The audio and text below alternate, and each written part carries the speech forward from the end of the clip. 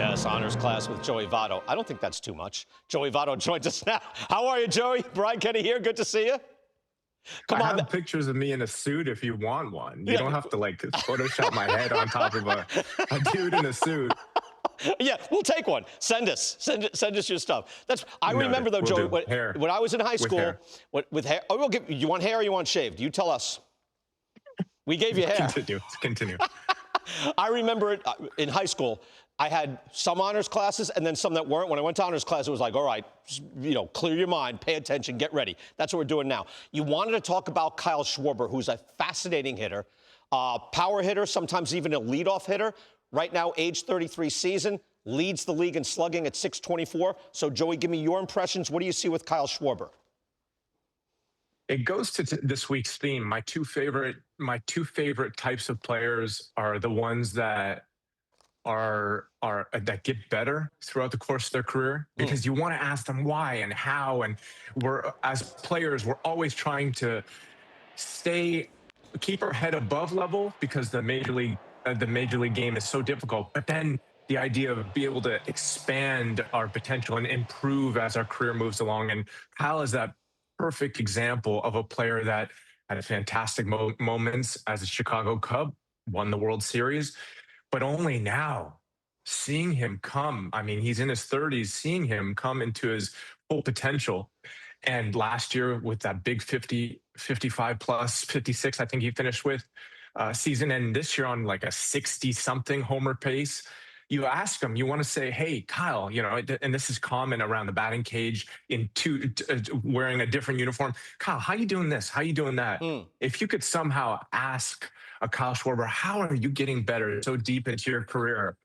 It's the most interesting thing for me. So I would be asking that. How are you doing this? How are you hitting so many home runs so deep into your career?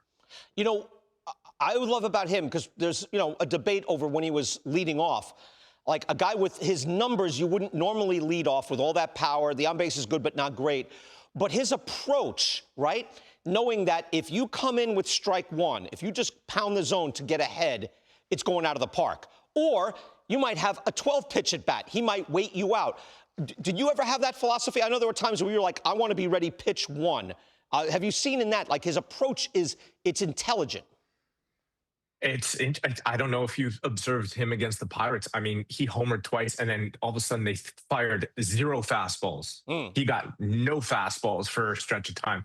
And to answer your question, I think that's just his skill set. He has the ability to get as deep into a count and stretch a count out as long as he wants. He feels like, to me, like one of those guys that I'll take you into the 15th round and still knock you out. You and I both being boxing fans. He doesn't care how deep the count goes.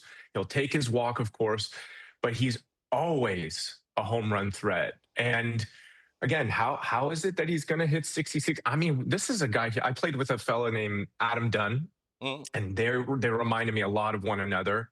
And Adam was saying he'll take his walks. He had 100 walks, and then he hit 40-something home runs back when 40 homers was 50 homers now. And very similar to Adam, Kyle Schwarber's doing the same thing. I actually looked that up because we think of, Adam Dunn with the low batting average. Adam Dunn was hitting like 260, like with 40 homers and 100 walks a year. So I looked at 2004 to 2010. There's the slash line for Adam Dunn. And there's Schwarber with the Phillies, the slash line. I mean, it's pretty close. The average is actually higher for Dunn. Now, the batting average on the league has gone down, too. The OPS plus is the same. Walks per year, strikeouts per year, the same. The culture just wasn't really as ready for Adam Dunn and his style, which is now prevalent in Major League Baseball, Joey. Well, the real question to me is if Kyle messes around and gets to 500 home runs, which can happen like that, by the way. Yeah. I mean, as often as he's homering right now, he could potentially be above 400 this year. And then, he's in his 4 age season. What do you do?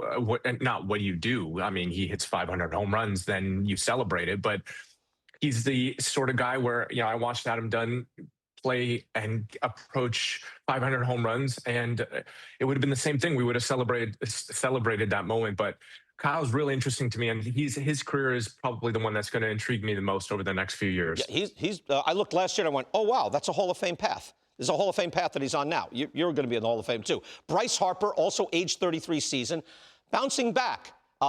Dave Dombrowski, his comment had traction in the offseason, said he wanted to see him back to an elite level after a dip last year. I don't know how the player felt about that. What do you see with Bryce Harper? Well, I don't want to speak to his swing, his game, because Bryce is one of this generation's best offensive players, and he's going to go down as one of the more famous, most iconic players.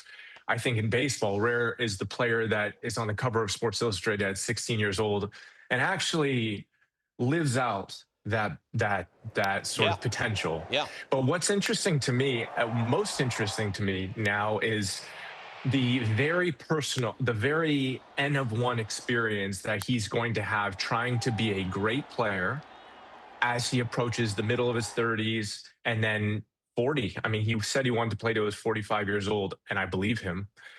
And for me, I can't wait to watch. And this is my favorite. I know I mentioned Kyle Schwarber and how do you get better? And that's one of the type of players I love. But my very favorite player is the one that is doing great things, because I know how hard it is to play well into your 30s, to play through injury, to play through drama. In the offseason, there was some commentary, and frankly, listening back to what Dave Dombrowski said, he didn't really overstep the bounds. I mean, he was complimentary towards Freddie Freeman and complimentary towards Bryce and hopeful.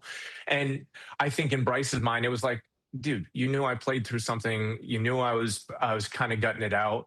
You know, this is not my style. I've played well for you. I've never said anything about the organization. Just leave me alone. It's like sitting in a first-class cabin and complaining about turbulence. Like, don't worry about what the pilot. Wait, are you saying you're not supposed to do that? Okay.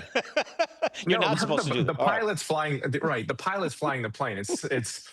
And Bryce is the pilot, and he's going to play exceptionally well because that's just what he's always done. But I think in his mind now, he's got a target on how do I play great throughout my 30s and be the exception, not the rule. The rule is decline. The rule is a crash. The rule is becoming an average player. And I think in his head, and you can see the drive, you can see the intensity and the want to come back and prove that I'm that special player. And he's doing it now. And I'm going to cheer him on, because I know the feeling of being 33, turning 34, and having people tell you it's about over, and come back and prove people otherwise. Interesting stuff, but I want to get to this last thing. I showed the new super kid, right? The new super kid comes in ready to go. Now here's Chase DeLauder, Kevin McGonigal, Travis Bazzana, 97th percentile. They're brand spanking new to the league. By the way, debuting this year, DeLauder got into the playoffs, but that's it last year. You debuted age 23. You only played 24 games, but you'd have a 6% walk rate. So I'm wondering, like, when you broke in, did you feel ready to go, or did you feel like, wow, this is a level of progression? Where were you when you broke in? All I see is just in that I see a training pattern, a culture of younger players. The generation of free swinging young player, I think, is going to certainly taper off, because a lot of these players are being told, hey, we need you to, and there's actual language from the hitting coaches, from the organization saying we need better decision making. We need a tighter strike zone. We are going to promote you, evaluate you, pay you, support you, give you playing time based on this specific criteria, because we evaluate that this particular skill is projectable. And this is who we want in our lineup. And so the young players, and certainly you're naming the top prospects in the game, these guys are so easy to adapt.